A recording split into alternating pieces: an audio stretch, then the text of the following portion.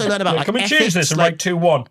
The ancient Greeks thought, what is a good life? Like, what are your values? What are your morals? So, and what's your political philosophy, for instance? And so it's like trying to break down what you think a good life is logically and argue for it. So like there are some people like the utilitarians who thought that a good life is just what causes pleasure for everyone, and they tried to make like an ethical framework which would mean it would maximize the amount of pleasure for everyone. But then obviously like there's problems with that. Can't have too much pleasure. You can't have precisely. Too much pleasure. There are bad pleasures and there are good pleasures. There are higher pleasures and lower pleasures that you'd want to sort of separate. So it's all basically people thinking way too much about how to live a good life and trying to sort of like logically rationalize what it is that they are doing. I think comedians are sort of natural philosophers to some extent. Because like philosophers try to separate themselves from the actual civilization they've grown up in and try and analyze what is good and bad from a wider framework. And comedians, famously, we sort of look at things and poke. We think too much about stupid things and too little about clever things, and that's kind of I think there's a crossover. So I'm sorry to ramble so long, but you did ask me what philosophy was. It's quite a complicated question to answer. Genuinely, and can I just say, I feel like I know now. I feel like I know. I never knew that. So much. I never knew that. Rosie's got a nosebleed.